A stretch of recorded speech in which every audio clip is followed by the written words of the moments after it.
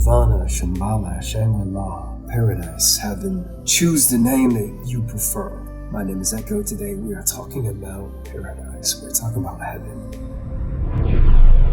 Alright, you made it back. Welcome. Thank you for joining me again.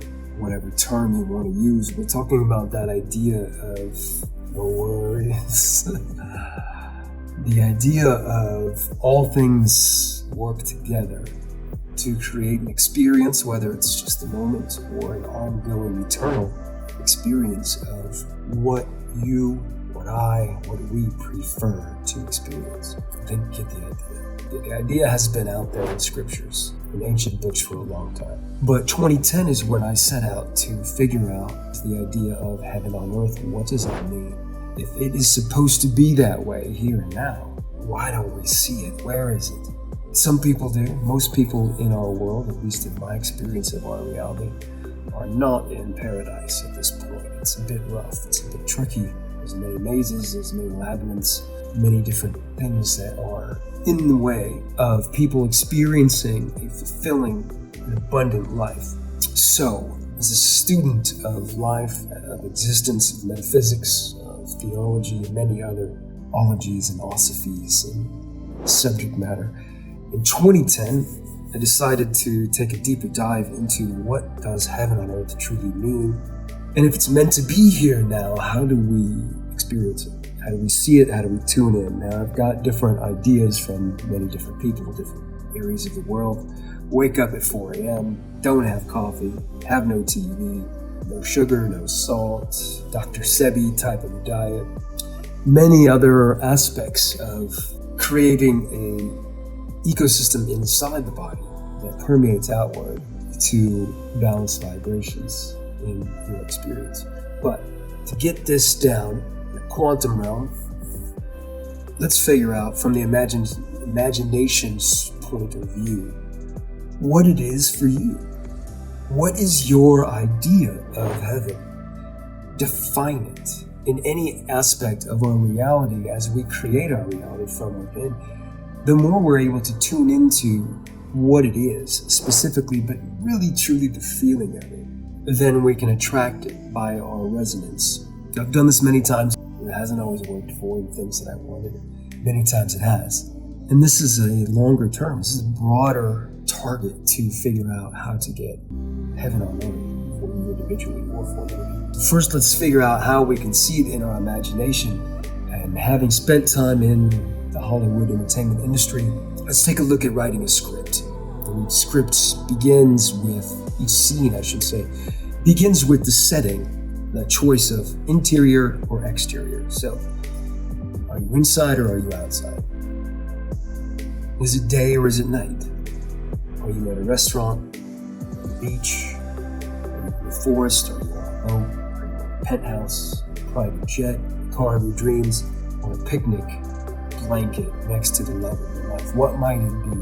On stage, on court, maybe going back to experience a concert of someone who is no longer with us. Whatever it might be for you, a moment that you can feel. Tap into the ability to see it, hear it, smell it, create the reality around you within the room and feel what it's like to be in that moment. I have my own particular one that I use a lot.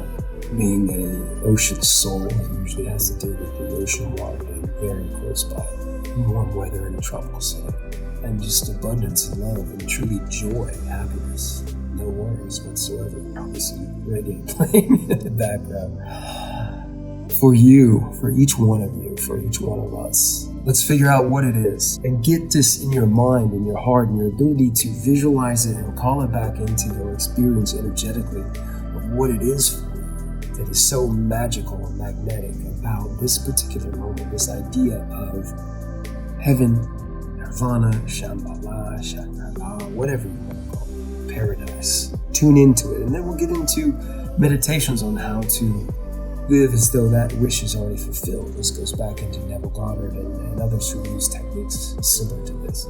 Visualization, of course, is a very helpful technique to utilize in many aspects of our life, for performance or for aligning any of the different elements of our experience. pretty generic statement there, but I mean, not to speak negatively, you can remove fears, you can enhance experiences. And there's many meditation techniques that allow a person to resonate with what they truly prefer. And that's what this is all about. So if we go back to the script, think about in your moment, if you want to close your eyes, do it. Sometimes the removal of that massively impactful sense of vision allows us to center. That's why many people close their eyes when they meditate. Imagine a moment that just is like a dream, a beautiful paradise dream.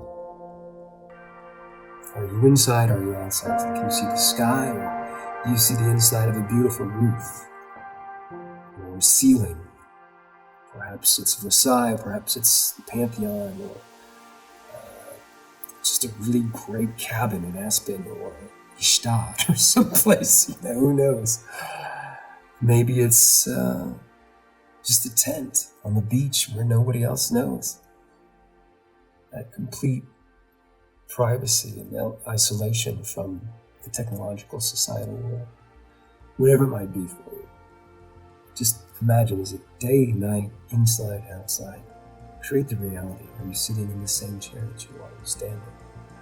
Well, as we develop this technique, most people advise that you imagine movement, not just a stable situation. In a quantum reality, then your entanglement gets into the movement of the two different realms and then attaches a bit stronger.